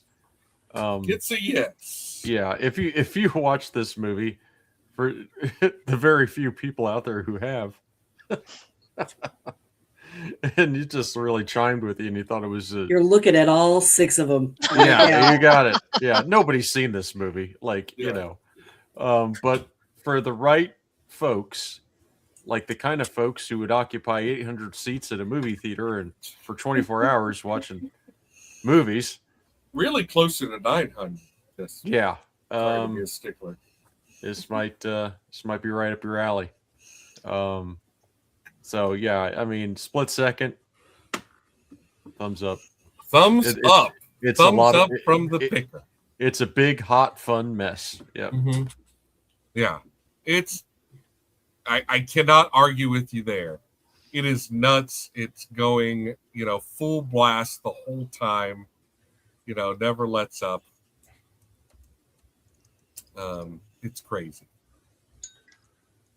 Cool. Well, we've got one thumbs up. Wizard, how are you feeling about this entry here? If you are the kind of person that likes this kind of thing, Mm-hmm. this is the kind of thing you're going to like. Yeah. Well said. Yeah. I had a blast, Mm-hmm. but I watched this in a group setting, and I think that definitely adds to this movie. Oh, for sure. Yeah.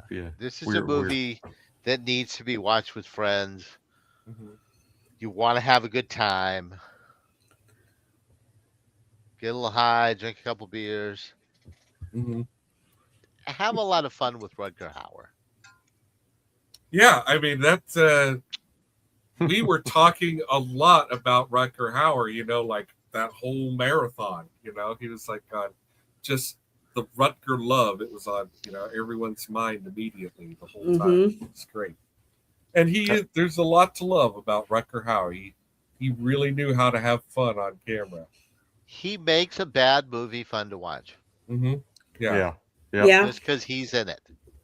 And he takes it and serious. Then he makes an incredible movie, and you just appreciate him more, but he turns around and makes another Split Second. Yeah. And I like that. Yeah. I had recently revisited The Blood of Heroes, which is another really fun and strange Rutger Hauer movie. And, if I'm going to keep going down this road, I would like to check out Blind Justice. I'd like to revisit that one again. Oh, yeah. That would be a good one. Yeah. Cool. Well, that's 2 thumbs up. If I take you correctly. You do. Pumpkinhead? Yeah, I'm also gonna give it a thumbs up. I think for the reasons stated here already. I really had a whole lot of fun watching this. I was not bored. I was not checking my watch. I was not like, oh my God, when is this movie going to be over? I was like, just, continuously confused, but in a kind of delighted kind of way. And so, yeah, I had fun with it. I think, agree, right setting, right folks. I think getting to like the core of what the show is about, if you like were in any way drawn to this movie as a young person, like I think it's something is still there for you, even if your sensibilities have changed. I think it's worth a revisit. So thumbs up from me. All right. Although you do need to know, like, kind of the quality level of the script. All right. Well, Babs, do you want to chime in on this one? Well, we got the quality control people here now.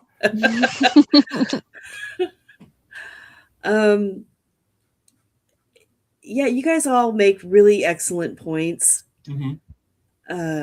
I think that, yeah, if this is something that you liked, if this was in your wheelhouse back in the day, it might still be in your wheelhouse. That being said, it was not in mine. And I was very excited because I do love me some Rutger Hauer. Even when it's bad, he's good. But I didn't have fun with this movie at all. Yeah, I'd never seen it before, and I was bored by it. Oh no! I was kind of checked out. Yeah. Most of the time with this movie because it could not hold my attention, and I think the performances were fine. I was surprised by the actor who played Durkin. I thought he was very, very well done. But this was not for me, and it was not meant for me. And so I think that if I had paid to see this in a theater, I probably would have walked out going, "What the fuck, man?" Yeah. Yeah. So that's fair. It's still it's a no. It's a no from me. Sorry. No worries. But I had fun.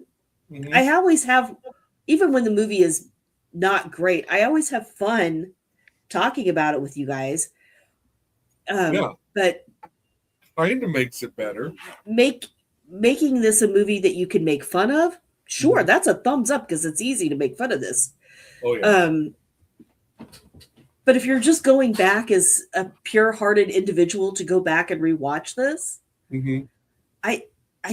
it's none of it made sense. The plot didn't make sense. The ending was disappointing. The monster was disappointing. What the hell was Pete Postlethwaite doing in this movie? Johnny Paycheck. Yeah, it's nothing good with his hair, I can tell you that. Yeah, there's some fine English actors that were in this movie, and I felt like a lot of them got wasted. Yeah.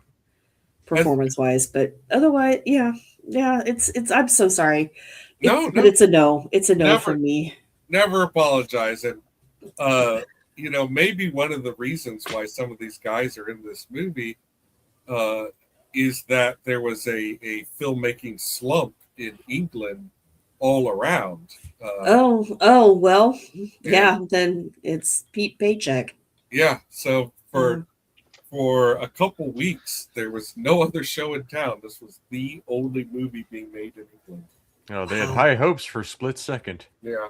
Or whatever the hell they were calling it. I think they did. But I think it got muddled by committee a lot. Yeah, I think High Hopes was one of the original titles. Yeah. High Hopes with Satan. All right. Well, Adam, let's see how you feel about Our survey says, yeah, no. I have sense. No, I can't. It's not bad enough to be like good bad or great bad. It's just bad. maybe if you really were just enthralled by this when it first came out, you could ride that wave of nostalgia. But I don't do ironic votes. It's just it was painful to watch because all I could think of was the nightmare of working on this film.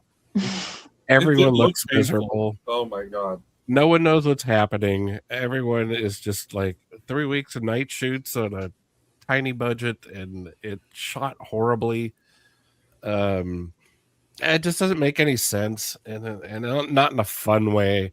It's not like watching an episode of Forever Night or something where you're like, yeah, that sucked. I could see the silver fillings in the vampire's mouth. It's not that bad.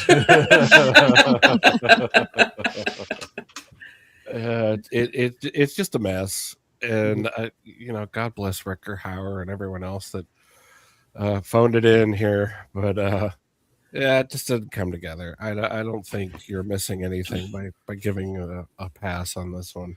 Yeah. So, unfortunately, that's a no from me, dog. I got you.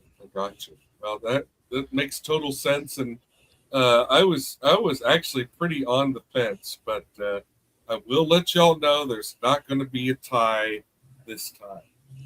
I am going to say that you should check it out if you love this movie when you were younger. You might, as I was, be surprised at how really stupid it is. I mean,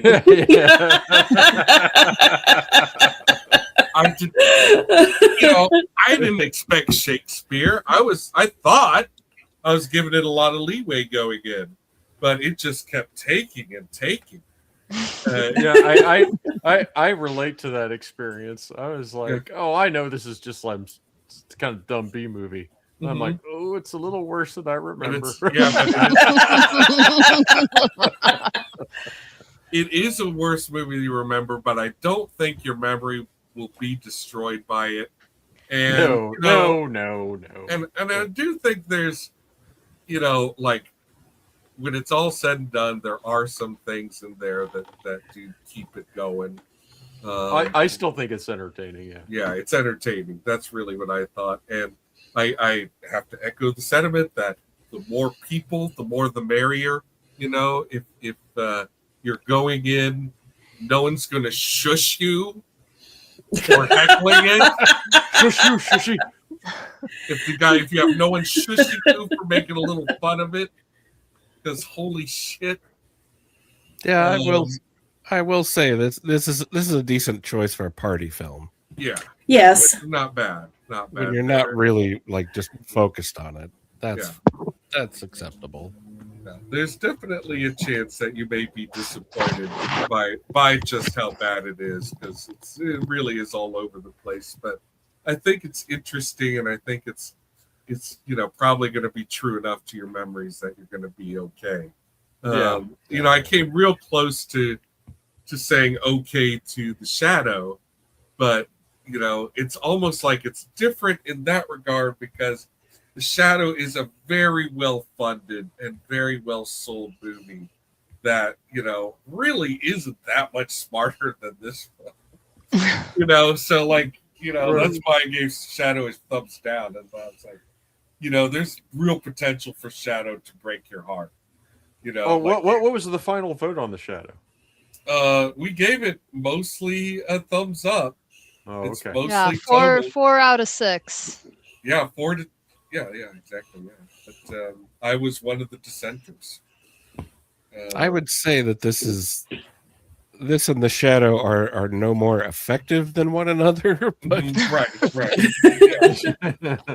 I enjoyed this a lot more than The Shadow. I think I got a bigger kick out of this than The Shadow. That's did another too. thing too. Is that if you could just find yourself to be like, okay, I'm okay with how utterly stupid this is. But yeah. But the blood is slippery. This blood is. But I totally see how somebody could watch this movie and hate it. Yes. Yeah. And if you want to know what that sounds like, just read one of the reviews from when Anyone, you know, it's true. If you were a Any movie reviewer, if you were really a movie critic, you would have to be pretty harsh. Oh on yeah, this movie. Yeah. they Yeah. did not You hold have to be back. harsh. Like Yeah. a good launching point is the variety one, but pretty much, and it did not get like. It seems like they kind of skipped the whole press screenings once they started to get wind of what a turkey they had on their hands. So Yeah. not even all the press reviewed it, you know. Wow. But the ones that did were not impressed. So well, I gotta go. Good night, guys. all It was right. great Well, seeing thank y'all. you for joining us, and thank you for picking this movie. And I do look forward to in later episodes, sometime in the future, continuing our conversation about those riotous marathon days. Absolutely. Quite a bit. Well, So have a many great good trip, times. Gravy. Yeah. Hey, Yeah, thank you. bon Thank you, voyage, thank you. Gravy. Yeah. Be Oh, careful. thank you. Adios. All right. Yeah, I'll send you Adieu. guys pictures. Adieu. Yeah. Adieu, Au revoir. garçon. Au Garçon revoir. means boy. But I am a boy. All right. All right. I'll see you guys. Bye. Bye. Bye. Bonjour. Au revoir. Stop.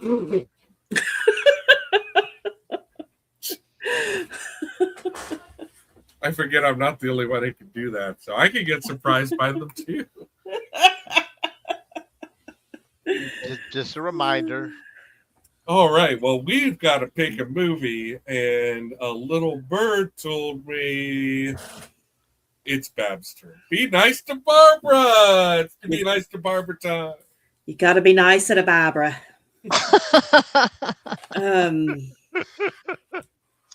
Okay, so I have 3 more Rutger Hauer movies on my list. Oh, Yes. yes. Let's Hi. fucking- Hour. Oh, it's fucking on now, isn't it?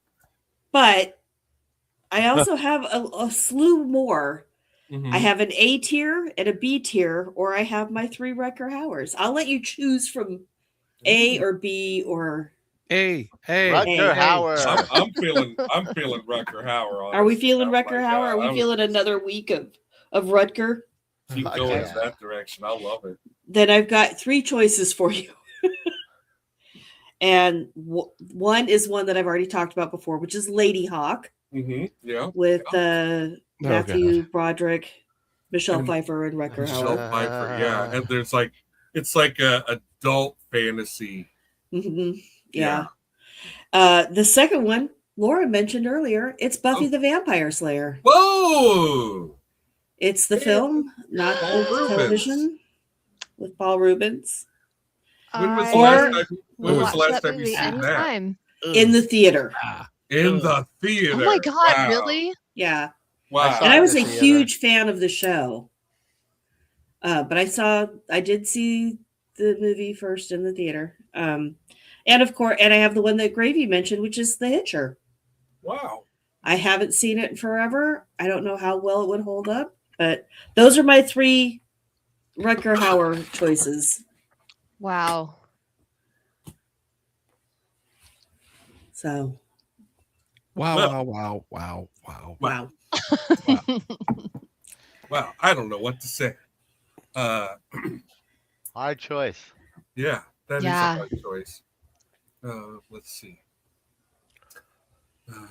I'm averse to Lady Hawk. Really? Yeah, It's the Matthew Broderick, isn't it? it is. That's what Yeah. it is for me. That and Well- bad keyboards. I will say that even though I have a very good sense as to how I'll vote about it, the fact that you have not seen Buffy the Vampire Slayer since the theater that really has me thinking that's got to be the episode. Because, I mean, that's great, So I have a real sense as to how I feel about it. And it may have changed because for me, I think it's been like 8 years, maybe, something like that. They showed it at a Terror Tuesday at some point in time, but it's been a while. So I can beat that. I've never seen it. You've never seen it. Wow. Nope. Wow. It does have what I think might be possibly the greatest death scene No, I've seen of the death all time with Paul Rubens. because I'm a Paul Rubens completist. But I kind of was looking at it, I'm like, oh my God, there's a lot of people in this movie. Yeah. Because Donald Sutherland's in this movie. Ooh. Luke Perry is in this movie. Perry is in He's it. all over this Paul movie. Rubens, Rutger Hauer. So Hilary Swank. yeah, Hilary Swank. Yeah, I also haven't seen Buffy since I saw it in the theater. So that's Whoa! Oh my God. Yeah. Well, Wow. I'm really feeling. I've seen this movie in the theater, out of the theater so many times. I would put money on, I still know about 70% of it by heart. Wow. This is a real flipperoo, I feel, of the usual Yeah. watching statistics. Now you're the expert. Yeah, I Wow. know how I would vote on Hitcher. I liked Lady Hog, but not enough for that much Broderick. I like 2/3 of the movie, but the 2/3 I like are only in half the movie. So you're saying Buffy then? Oh fuck yeah, Buffy. I am all Buffy all the Okay. time. I'll go Buffy. Buffy was my choice, truthfully. Yeah. So it's Buffy. Oh my gosh. We're watching Buffy. I'm We're so watching excited. Buffy the Vampire Slayer. Well, that is going to be great. And obviously, we're going to have Problematic Joss Whedon, be damned. We're watching Buffy. Yeah. Before we knew. Yeah. I mean, there was so much Joss Whedon love. Yeah. Oh my, he was untouchable for. Yeah. He could do no wrong. And that is in public. Mm-hmm. Yeah. Right. Right. And that is the real heartbreaker, and always is in those situations. Yeah. Yeah, we could talk about Neil Gaiman later. Oh my God! No. Okay. Pull this knife from my heart. Ooh. We will watch Buffy the Vampire Slayer. A few things that I want to mention before I hand it off to whoever wants to do their shout outs. One is that if you have not already heard, Austin punk rock super fun group P-Lander Z was in an automobile accident in their tour van last week, in which their van was struck by a semi. Oh my They're God. all hurt quite seriously. I don't have the link handy, but if you Google GoFundMe P-Lander Z, you'll see it. And they're all in promising shape, but long roads of recovery ahead of them.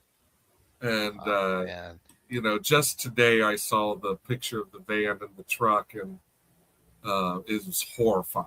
You see a picture like that, and you're like, no one's walking away. So they're all stable. They're all in the hospital being taken care of. They all have some injuries that they're going to have to get through. So got some loose change, got anything you can kick their way. P-Lander Z can definitely use your help. And so that we don't end on such a bummer of a note, go see I Love Boosters. It is a really fun and funny and wild ride. Boots has done it again. It's a great movie. I highly recommend it. And also, I've been kind of walking on a cloud because I found out that Quentin Dupuy's new movie stars Woody Harrelson, Kristen Stewart, and Tim and Eric.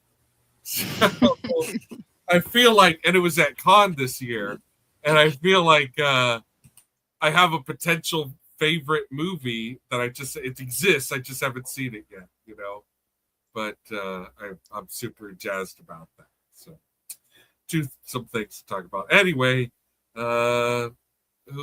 anyone want to? I know we got a lot of things that Barbara and Adam are working on right now. All a lot of fun. Sure. Yeah. Wow. Yeah, we do. We will be back with the B-sides on Friday. Mm-hmm. And our Sunday show, our Rumble exclusive show on Sundays. There might be some guest appearances on Jacob's show next month. we've been dragging scheduling with Jacob, but that's all my fault.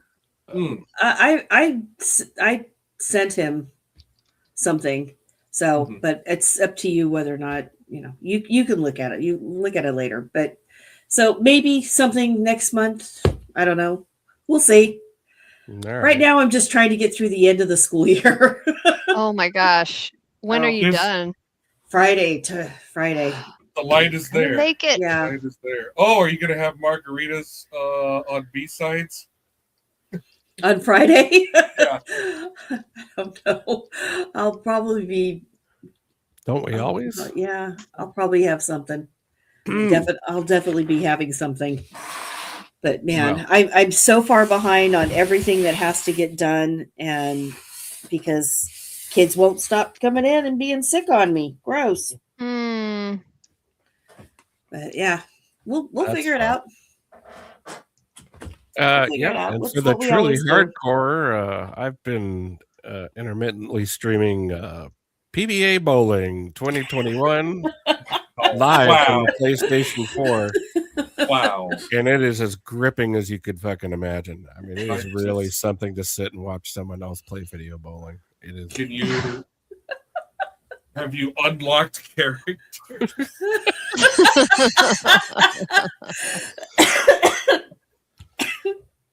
Achievement unlocked. You've played more than 3 hours of this shit.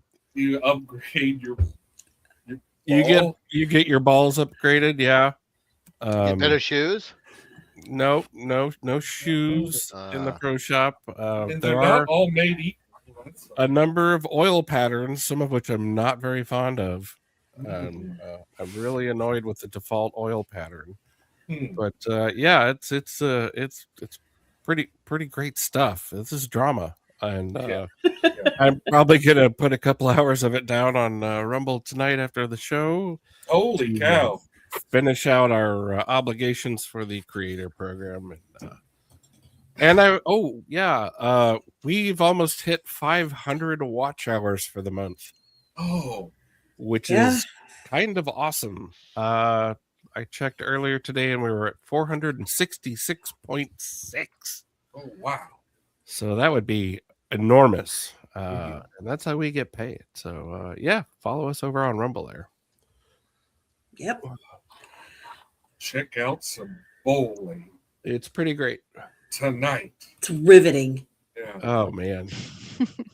Well, Wizard, we've been missing you on your Wizard. Yeah, we are still on a hiatus. I don't know how much longer. Who knows? Maybe forever.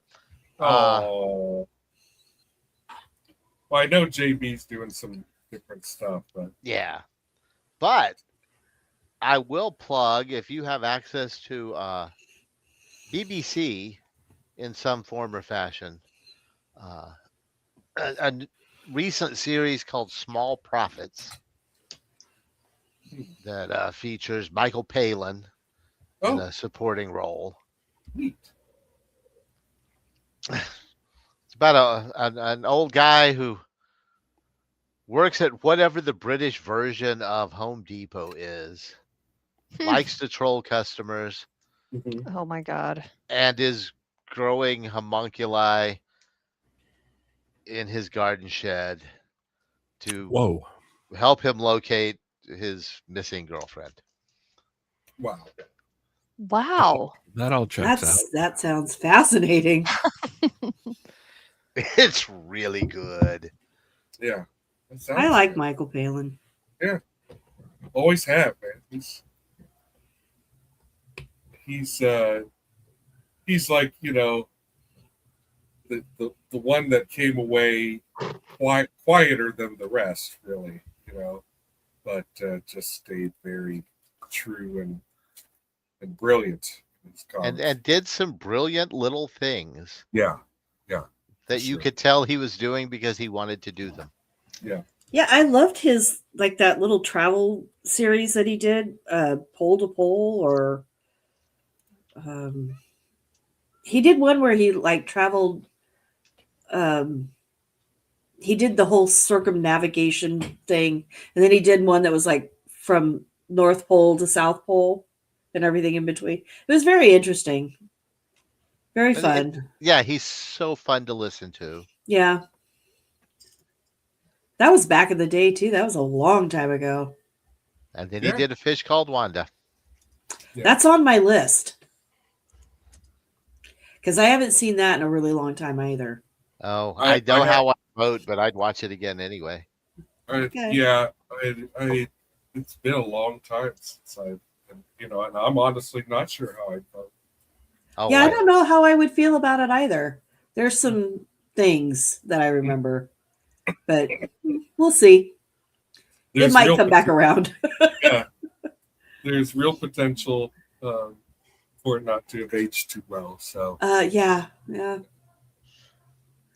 All right. Well, that was it. That's it for us, though. Yeah. Well, thanks you guys so much. In the haste of throwing the show together earlier, I did not put the closer on there, so don't worry about it. Just say goodnight, everyone, and we love you. Good night, everyone, and we love you. Bye. Good night. Like and subscribe, please help. Auf Wiedersehen. Please help. Helpable.